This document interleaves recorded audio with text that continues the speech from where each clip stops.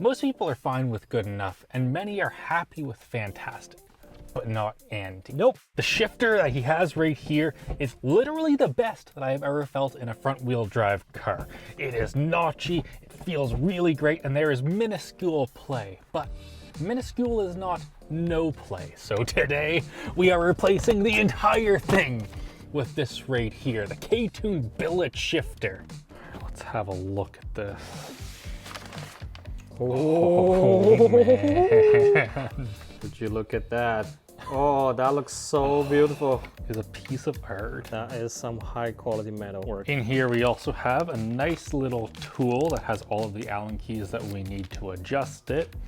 And of course, the bit that your shifter actually goes on. So you can change the height of your shifter with this and also where exactly it lands in your car. And finally, there's a sticker. Additional 50 horsepower, holy Yeah, crap. 50 horsepower.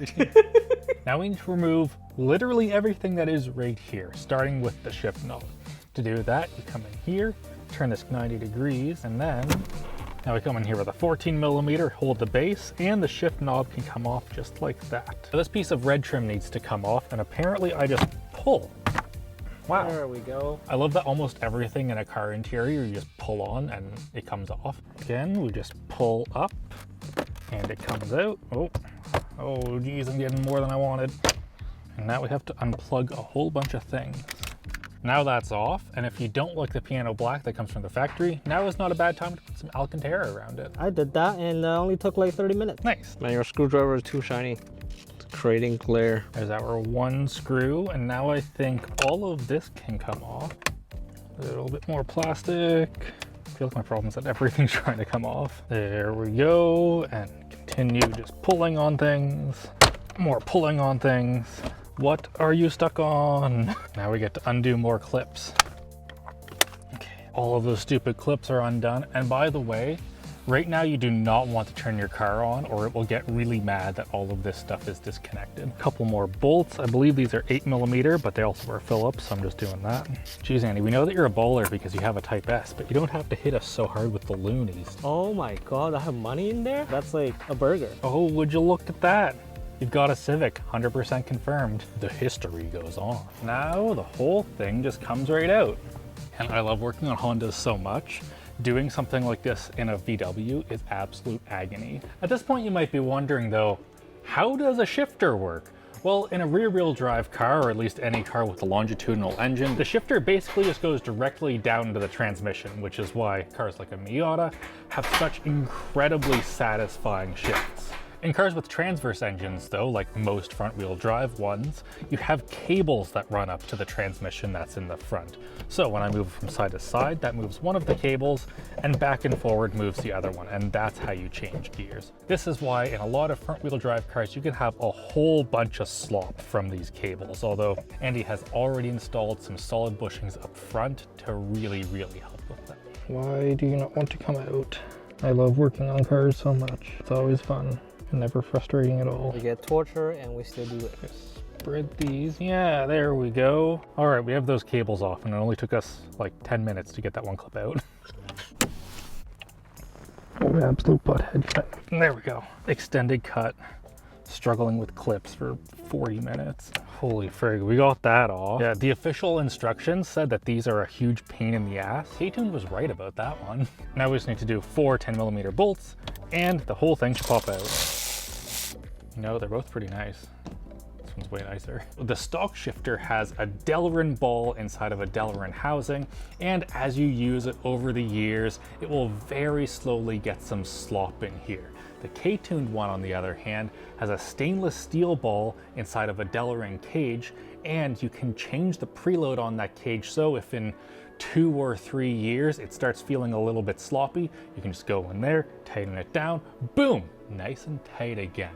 They also have wonderful Delrin for the bearing right here, and I don't think I need to tell you a whole lot about the difference in build quality because it is quite apparent, which you should expect for the price. Absolute beauty can go in. Now we forgot to ask for the solid bushings for this, and you can reuse the stock bolts, but it looked like it might have some play, and he just so happened to have these Acuity shifter bushings right here, and they are absolutely perfect for the job. They also look good. Yeah, they look sick. We dropped a washer. It's No. down in there. The entire carpet needs to come off. Yep, whole thing needs to come apart. Oh my god. Yay. You got it? You got it? I got it. Let's try that again. Now this gets to go in, and we have double-sided taped all of the bushings onto the bottom so that those will not accidentally fall down below. Oh, that's not going anywhere. Linkage time. One. Get in there. Come on. Oh, yes. There we go. I think it's sort of like, oh, that. You're not supposed to put this part on yet, but we just need to feel how it feels. Wow, that is tall. Yeah, it's also height adjustable and it might be a little bit too hot. Andy, get in here. This is a lot taller than my OEM one. I will definitely need to drop it down by a lot. It's so effortless. It just goes in. I think my previous one with the Acuity like bushing and stuff, it's already pretty good. This is the next level. Now, it does look like that we could change how short of a shift it is. Like, we could probably make the shift half as long as this, but it seems like it's really good right now. Like, how they have it set up from the factory is how we're gonna keep it. That is actually effortless. All right, let's drop this and put everything back in.